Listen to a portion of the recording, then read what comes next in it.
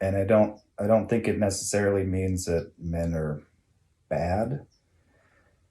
I think that we probably haven't gotten to that point yet where everybody's collectively willing to say like, "Oh, this has to stop."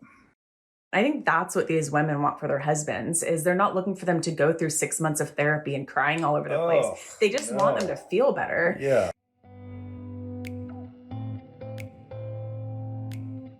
This is episode 6. And I was told to start a podcast and I didn't want to. And if he was told to start a podcast, he would have researched it for 5 years and figured out how to do it. And I don't even watch podcasts, so I have no idea what I'm doing and I'm just doing it. I hit my 5th podcast and everyone wanted the husband, the man behind the scenes, to be my next guest.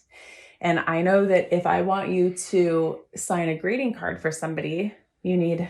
That's a big ask. It's a big ask. Yeah. And it needs to say like, happy birthday. There's a spider literally coming down. Oh, thank you. I saved you. You need a good solid 5 days to sign a greeting card. So we needed 6 weeks to prepare for this. So I just want to know on a scale from 0 to 10, how nervous you are. Not nervous, uncomfortable. How uncomfortable on a scale from 0 to 10? Very. 8. Okay. Yeah. Do you want to tap on it?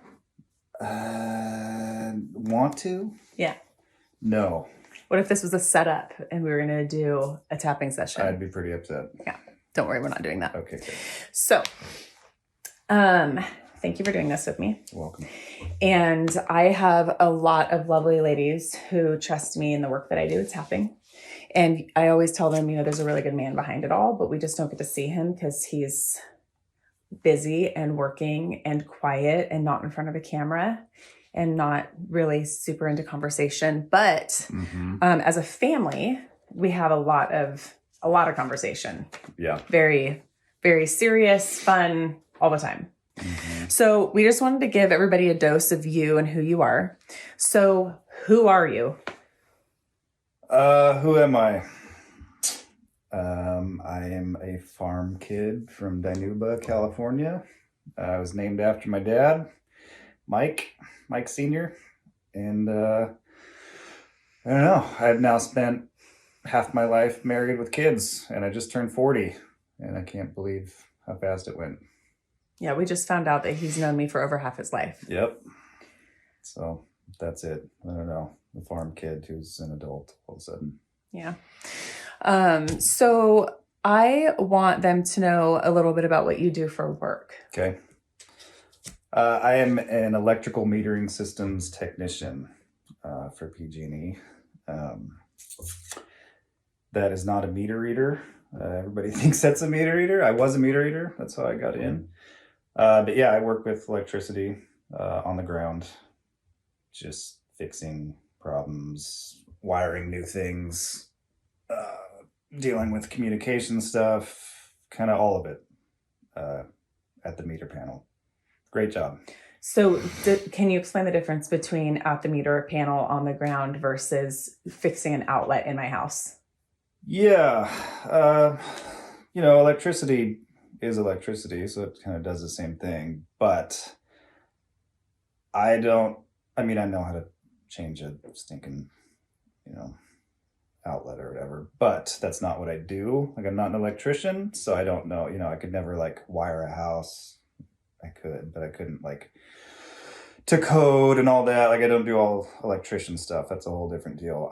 I work with electricity on the utility side.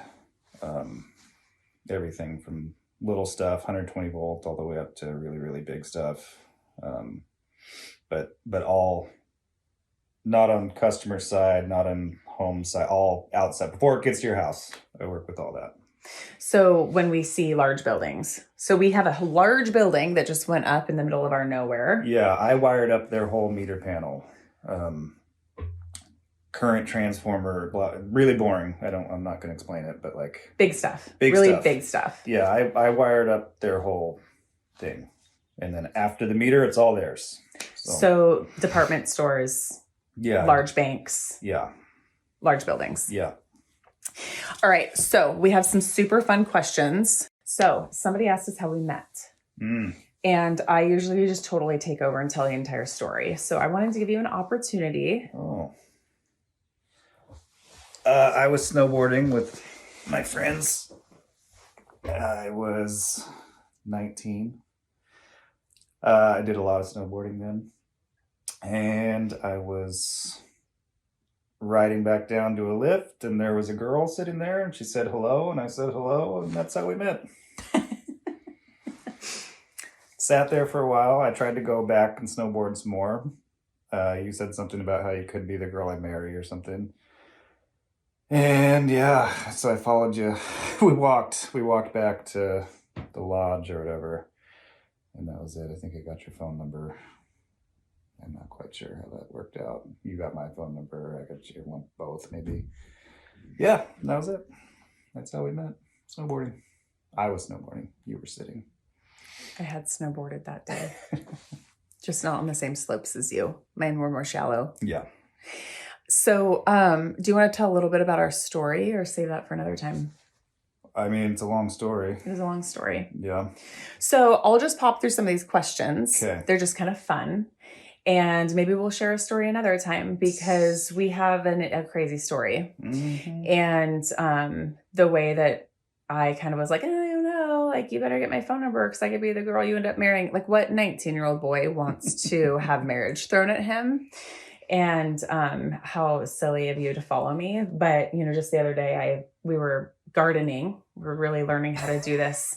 Sold our beach house for acreage, which sounded like a great idea, and it was. It did sound like a great idea. It's one of the hardest great ideas anybody's ever had. Mm-hmm. And I just thought, oh my goodness, it's been 20 years since we've known each other. Mm-hmm. And I just wonder if my little path and his little path hadn't crossed that day. Snowboarding. Where would it be? And we'll never know. We'll never know. We never have to talk about it. Okay. Are you ready for your questions? Yeah. Okay. So, in and out or Five Guys? Oh, in and out. 100%. I'm wearing a shirt right now. I've had Five Guys maybe 3 times total. It's fine, but it's really expensive and it's not even close to In-N-Out Burger.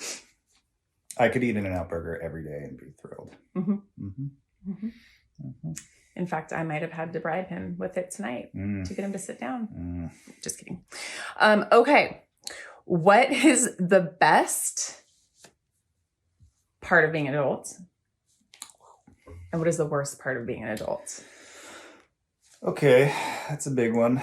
The best part is really like kind of the things you think of, I guess, when you're a kid and you're like, oh, I can't wait to do whatever I want when I'm an adult.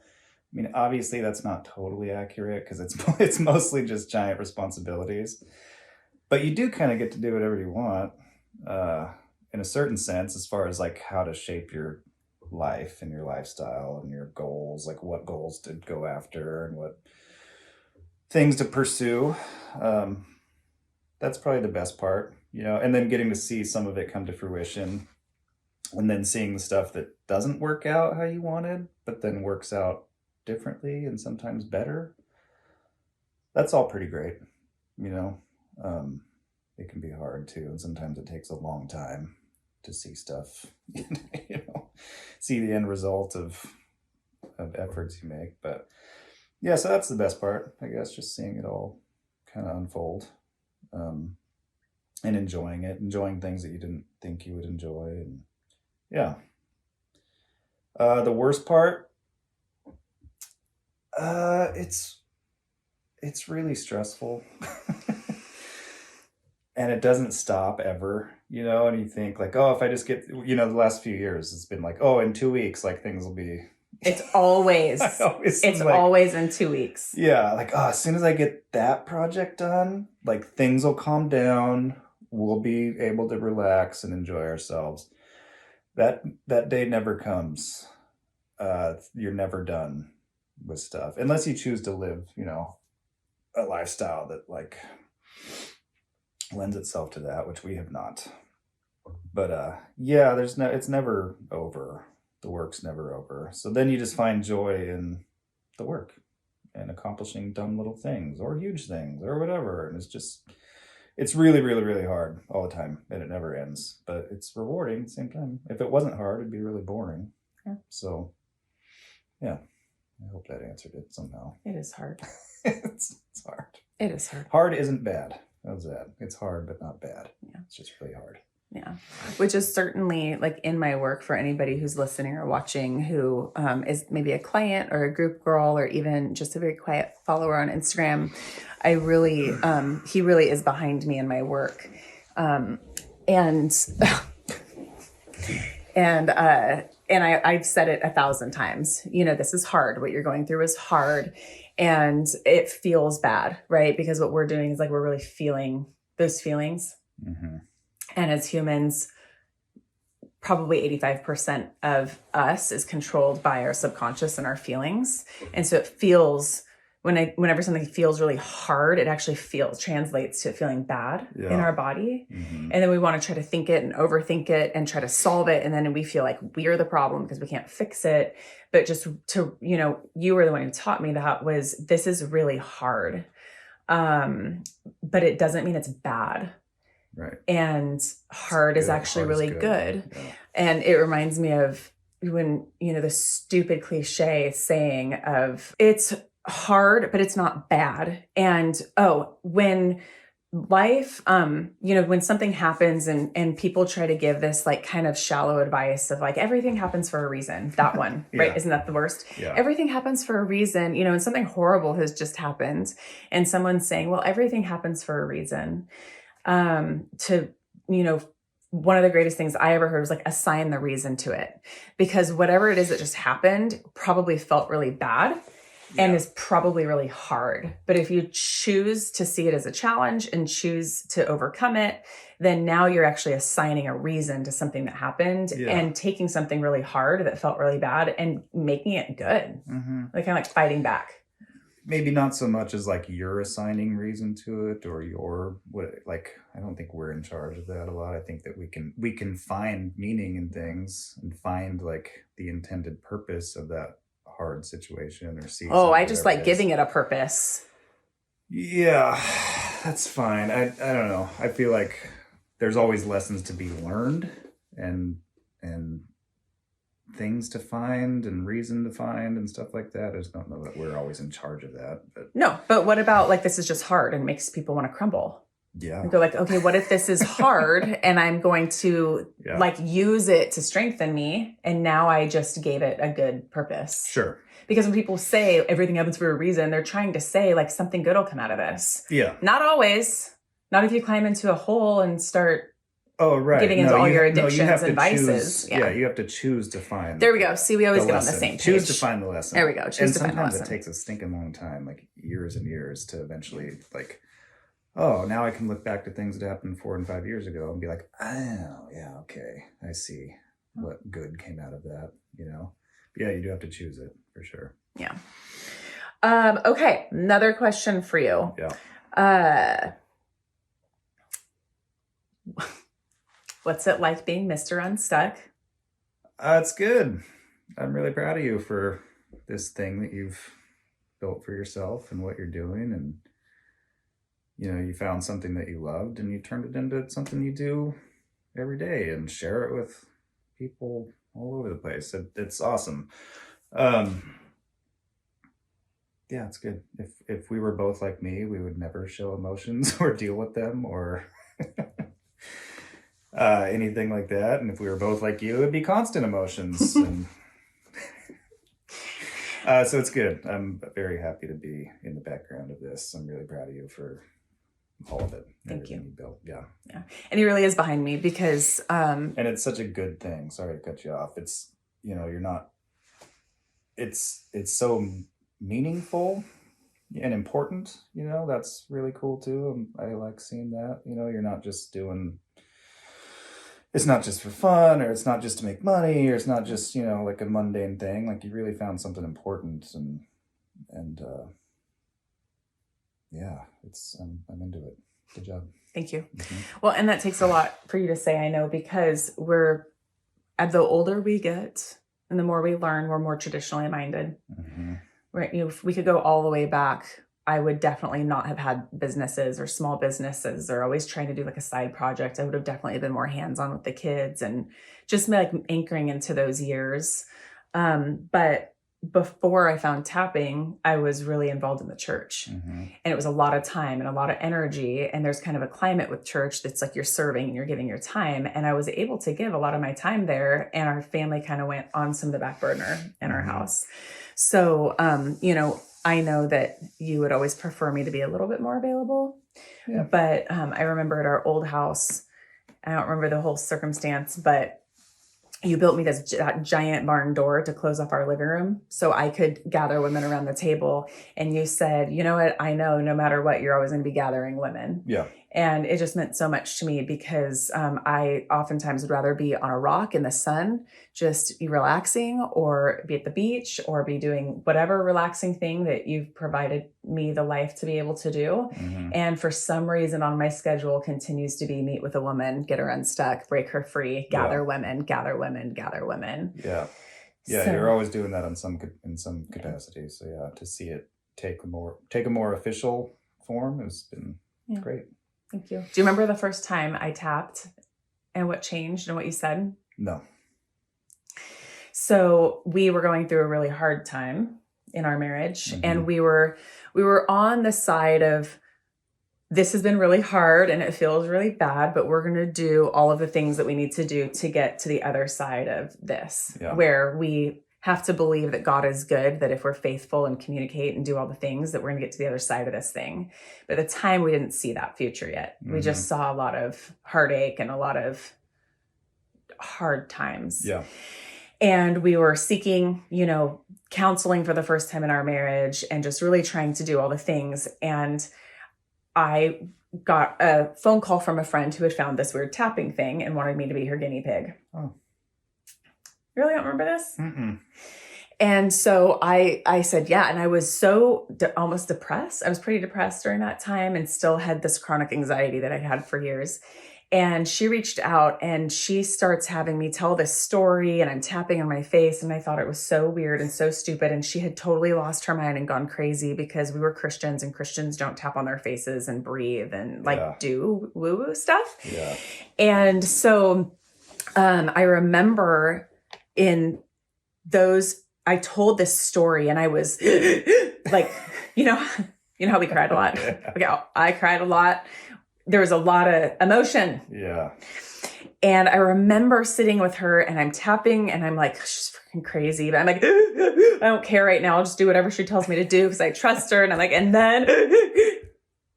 I felt like my body stopped shaking for one of the first time. It was like I felt this calmness that I had never felt before. Yeah.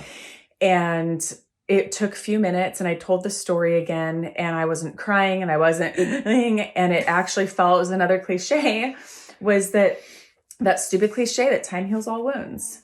And during that time, we were like, there's no way that any amount of time is gonna, time kept dragging on and dragging on. And all of a sudden for the first time, I felt like there had been a time created, and I was able to breathe, and I was able to actually sit in where we were. And really see you and connect with you. And I was able to see our kids, and instead of seeing them and knowing they were cute and fun, but I couldn't feel it. I could feel it again. And I was on fire, and I was like, I'm going to quit I was in insurance. I'm going to quit this. I'm going to go to San Diego and I'm going to get certified. And I have to deliver this weird tool to every single crazy Christian girl who's anxious. Yeah. And do you remember what you said? No. Sorry. I was really changed. Yeah. So it's funny to me that you don't remember it, but I don't blame you. There's a lot of motorcycle information that got into his brain during this time, but I was so happy and so joyful and so present and so excited. And there had not been any of that for a very long time, probably years, really. And you said to me, I don't know what it is that you're trying to avoid, but you don't need to. I'd like you to call our counselor and talk to her about whatever it is that you're trying to avoid, because there's no way that you actually feel this good all of a sudden. And I did. I went and talked to her. Yeah, I do remember that feeling of like, oh, all of a sudden everything's great. It's like, yeah, there's no way. But everything all of a sudden was pretty great. Yeah. And that was, that was that moment of... I was like, oh, good for you. Glad you're doing so good. Yeah, because you didn't all of a sudden feel so great. And that's what she said. She said, you guys are on this path together and you found a tool that works really, really well. And you feel better. You have to meet him where he's at and like stay on the pace that you guys are going together forward. Yeah. So I just always have remembered that. And I try to tell my clients who have, like, I see their teenagers or a spouse or something, I say, you might notice a shift in your loved one quicker than they notice the shift, because as you're watching your children or your teenagers or your wife, moving around life, all of a sudden they do a tapping session, they come out of it and all of a sudden they're kind of seem like a different person, or there's a new joy there again. And so that was it. At the time, it was really hurtful because I was like, I don't want to go to the counselor. I just want to be happy finally. But that was just such a testament to how powerful it was that you could not believe that all of a sudden I was fine. Yeah. Yeah. Yeah, I remember that. Cool. I remember. I'm happy for you now. At the time, I was like, this is ridiculous. Yeah. Which, in your defense, I was really good at latching onto things and running with them. Yeah. Instead of staying present in the moment and focusing my attention where I was supposed to. Right. So he wasn't wrong for being concerned. Okay, where are the rest of the men like you? Oh.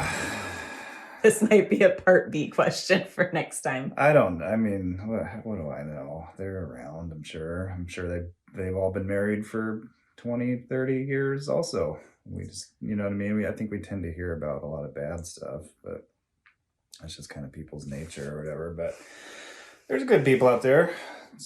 Maybe. But what you're saying is for all the single ladies. Oh, sorry. There's not hope. There's not. There's hope. There's always hope. I don't personally know too many awesome single dudes. None, to be honest. It's a tough time to be a man and a woman. It's a tough time for everybody. Yeah.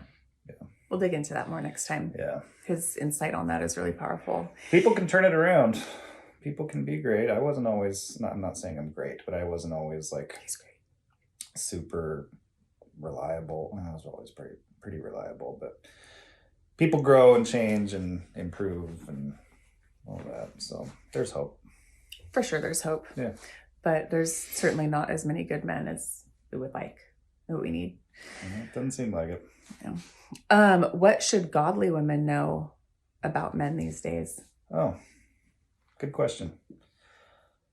It's a tough time to be a good dude. I see a lot more godly women than godly men currently. And I would assume that that's because of like what temptations are being thrown at us as a society currently. Women get thrown at like materialism, like, oh, who's got like the fanciest whatever house and Keeping up the Joneses. Yeah. And that's always going to be there, whatever. With men, I think the internet has been like devastating as far as men's morality goes, because that's hard. That's tempting. I mean, there's stinking porn in your pocket all the time. And that's like poison. It's soul poison. And it's right there all the time. That's a tough one. And I think it's affected our generation way more than we're currently talking about. And in every aspect, like we're just a mess, And I don't think it necessarily means that men are bad. I think that we probably haven't gotten to that point yet where everybody's collectively willing to say like, this has to stop. We're a mess.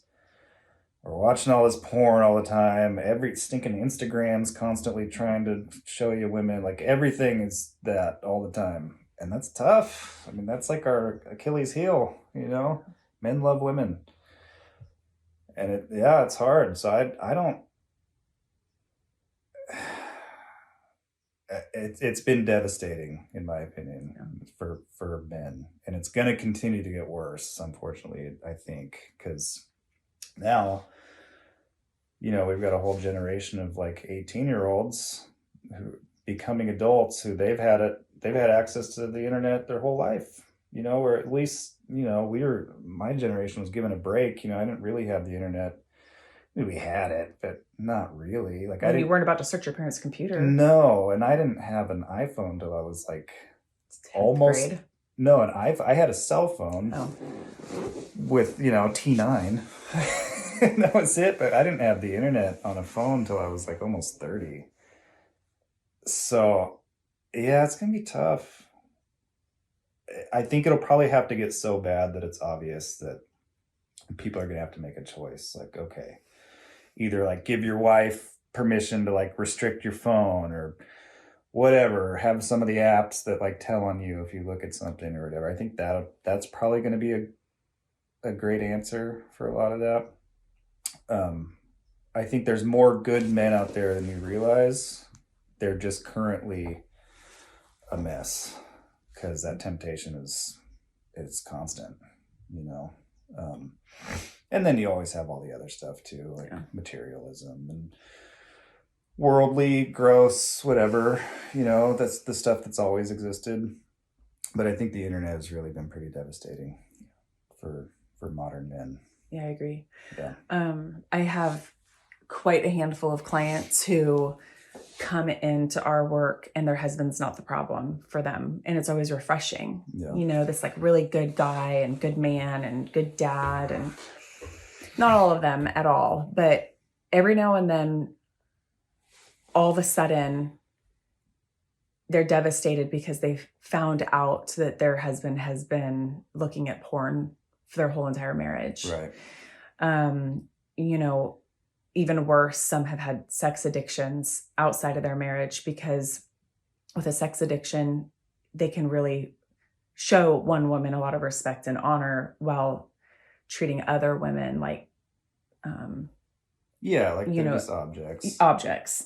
And so, you know, I've seen how a lot of these good women with good men, they still fall and stumble with that. And it's devastating to a marriage. Yeah. And it's devastating to a woman's self-worth, because we've been told we have to look a certain way. Right. And so then for your husband to be looking somewhere else, and you certainly don't look like that person, and, you know, to try to convince a woman that it has nothing to do with how she does or doesn't look. Right. Anyway, so, which you know, is true. I mean, it is a separate thing. You know what I mean? Like, just because a man like watches porn or whatever, it doesn't mean like he hates his wife or he's not attracted to his wife. It probably results in that, I would imagine. Like, yeah. But yeah, it's and it's just everywhere, you know, and it's been like so normalized in our culture, not just porn, but like being promiscuous and hypersexual and like all the time. It's just like stinking everywhere all the time. Not saying it's okay or acceptable, but like it's pretty understandable, you know, for dudes to be stumbling real hard, because it's just like everywhere and normalized, and you're told like it's fine, everybody, it's all the time. And so like you present that level of temptation to people and tell them it's fine, you know, people are going to start to listen to that. You know, 100%. Yeah.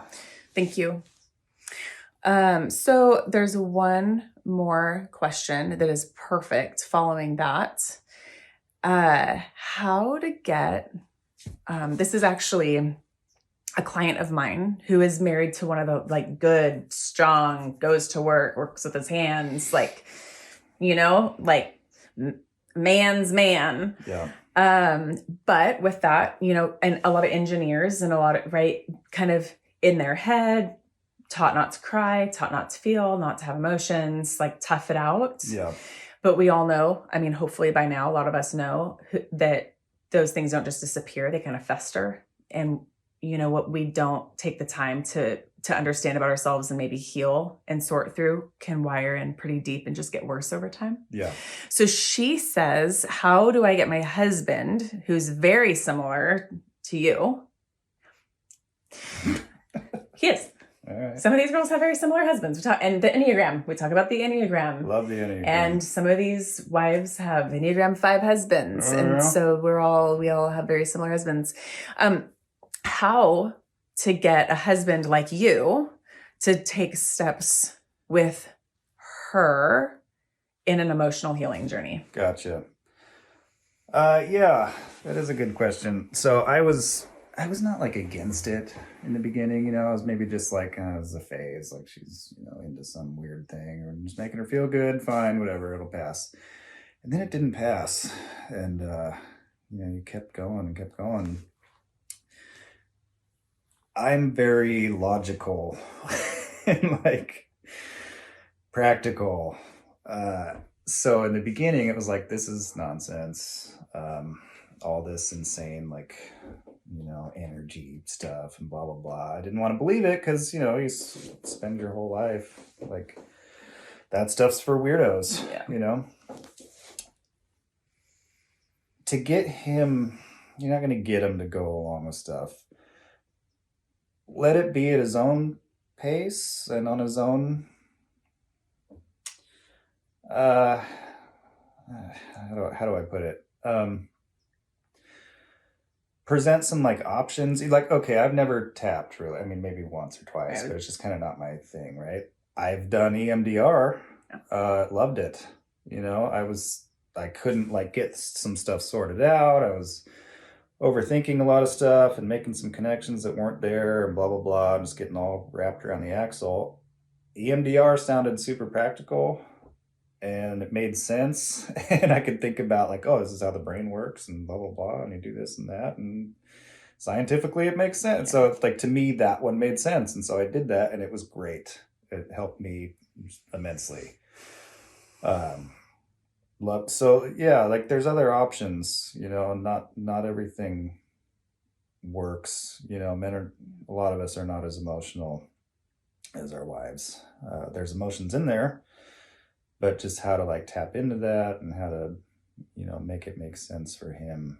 Just maybe present some options and let him do it. You're not going to force anyone to like, okay, fine, I'll go tap, but I don't want to. Well, then it's not going to work. Because he doesn't want to, so it's not going to work. But just be a good example. Like I saw Lindsay making all this progress and like doing all this healing and becoming this like better version of herself and happier and healthier mentally and like all these things. I was like, okay, well, this is legit then, like despite what I was thinking about it at the time, or in the early days where I was like, it's kind of weird or whatever.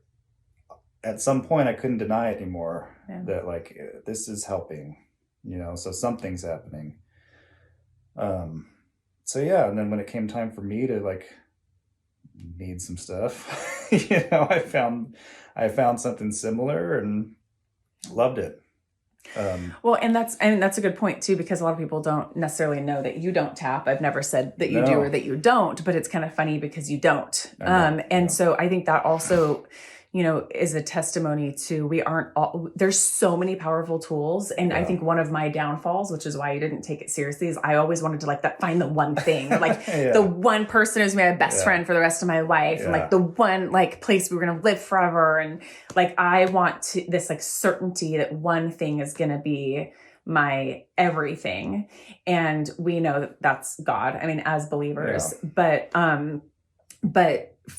to know that like, this has been powerful for me. This is a great tool, but is it to say that people who don't have access to it can't get deep emotional healing? No, there's a lot of great tools and there's a lot of EMDR within tapping. And so I suggested EMDR or someone suggested it. Another thing too, is I just told a client yesterday who's having a hard time. There's a book set by a husband and a wife called, well, it's John and Melissa Eldridge. I can't remember if we really read these or not. But the man's cop version is Wild at Heart, and the woman's is, I'm forgetting, Captivating. And it's really just like how God created men to, like, and to like love and protect and be strong and courageous and to guide, and then women to be like soft and gentle and like helpers. And so it helps, that's another thing is if you have a husband who's willing to, read a book or listen to a book on Audible, which we've done before, is like share an Audible book, or even, 10 minutes before bed, once a week, I'll read mine, you read yours, then let's swap copies so that I can read what you've been reading. So, especially for the women of faith who are listening, because I do have a lot of, Jesus girls here, is trust God, that God loves you and your husband and your marriage much more than you do. There's no one more desperate for a healthy marriage than a woman. And God loves your marriage more than you do. And so trust the tools that he's handing you, because God just kept giving us tools. And every now and then I would throw something at Mike, and sometimes he would take it and sometimes he wouldn't. But while we're talking about this, and I'm so excited, and I want to just throw it in because the timing is kind of cool, and I have not announced this anywhere except to a couple people, is that I had done a couple breathwork sessions that were really powerful. And they were so powerful in some of these times of my life that I thought, this is like as powerful as tapping, but I don't have time to add one more thing. So I just allowed this breathwork thing to be a cool tool that I would take part in when it crossed my path. And I dragged you. I shamelessly dragged him. I was being a really good sport with that. I did not want to go at all. I was just trying to be like fake excited about it. Just 100%. Yeah. But this is after years of me leading by example and being really gentle with what I handed him. I did not asking him to tap, not asking him to go to any more therapy than I thought we need. Like gentle, trust him with himself. Yeah. And then I knew though that this could be something that would be really powerful for him because our men don't want to be in an all women's church and an all women's therapy and an all women's worship and all women's world. Like they are men and they need to be spoken to like men and even process things like men. So I invited him to this breathwork session. I knew that I had stored up enough brownie points that he was going to say yes, that he would attend. And he went. I did. And that was what for you? How was that for you? I loved it. Didn't expect to at all. Yeah. I went thinking like, all right, I'll get through the breathwork thing. Like, who cares? We're going to breathe and whatever. And then there was a cold plunge element to it that I was like, okay, I've wanted to do that forever. Like, sounds good. This'll force me to jump in a bucket of ice or whatever, which also sounded terrible, but everybody talks about how great that is for you. So like, super trendy. Yeah, it's super trendy. I was like, all right, well, that's, everybody talks about it. We loved all the trends. Yeah. So I went for that. I planned on suffering through the breath work and then getting to do the ice thing. Man, breath work. I still can't really even explain it. Yeah. What was so great about it? I cried like a baby, which was weird because I was in a room full of people I didn't know. Yeah, I don't know. Something about breathing. My hands got all weird. My face got all weird.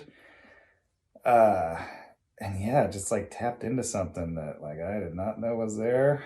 I felt great afterwards, oddly. Like, you don't think like, oh, crying. And then like, I felt great.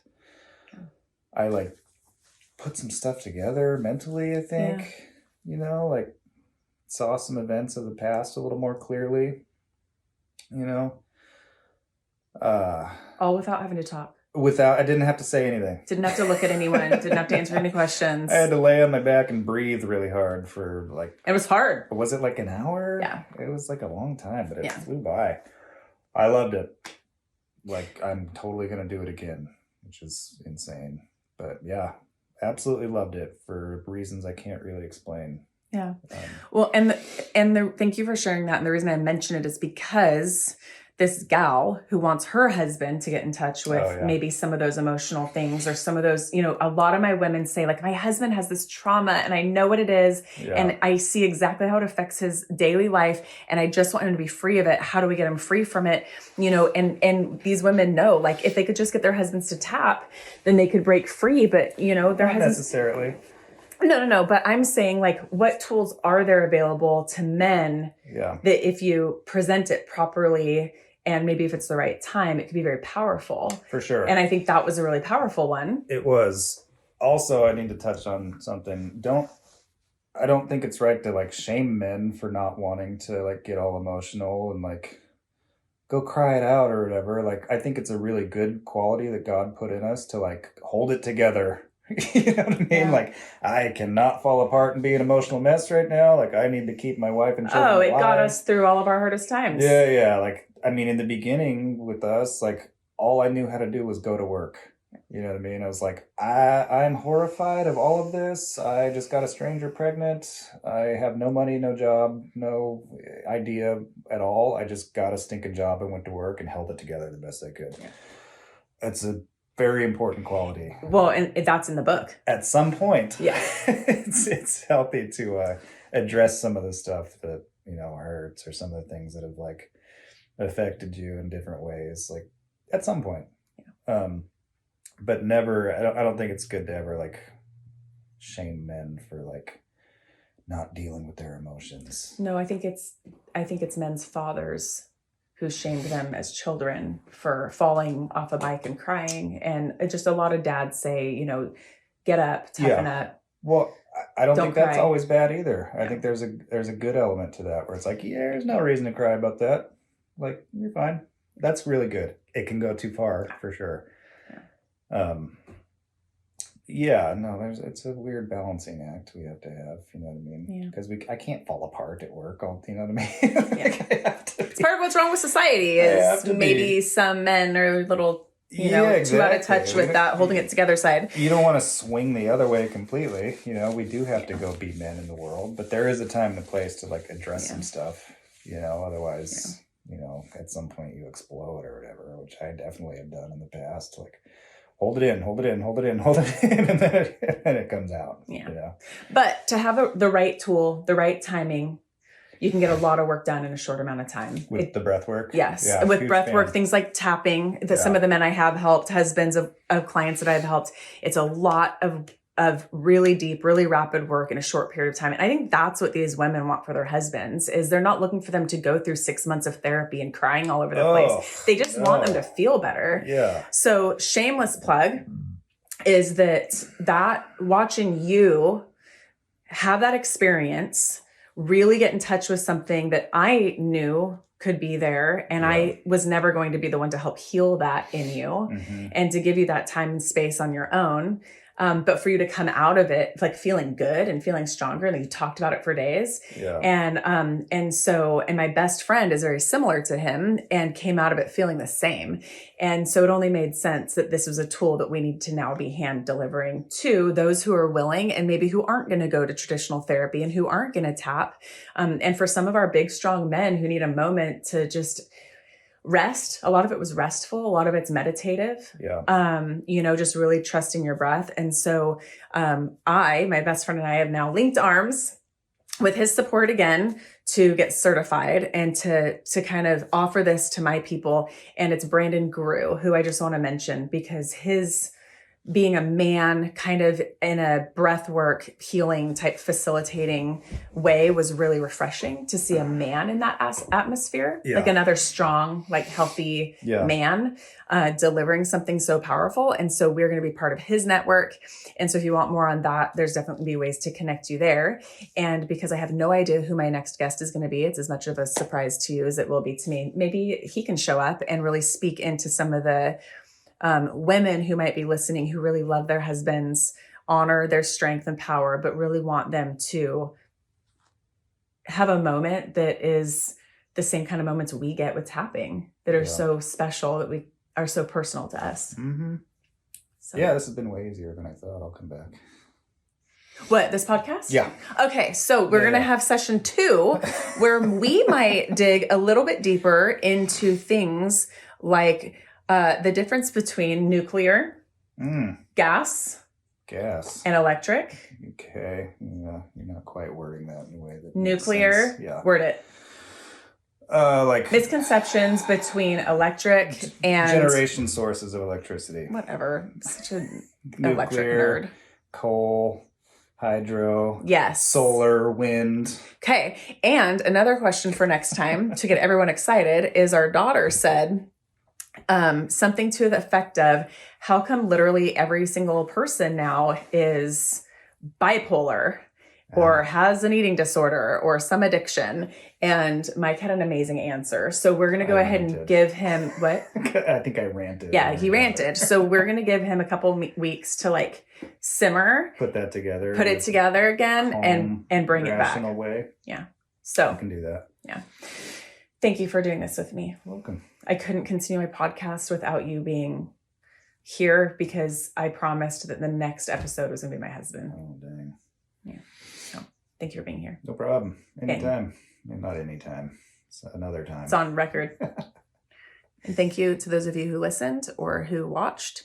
I would absolutely love your feedback, your questions, your encouragement, your questions. What did I say? Questions twice? Concerns. And throw us more questions for Mr. Unstuck. Mr. Unstuck.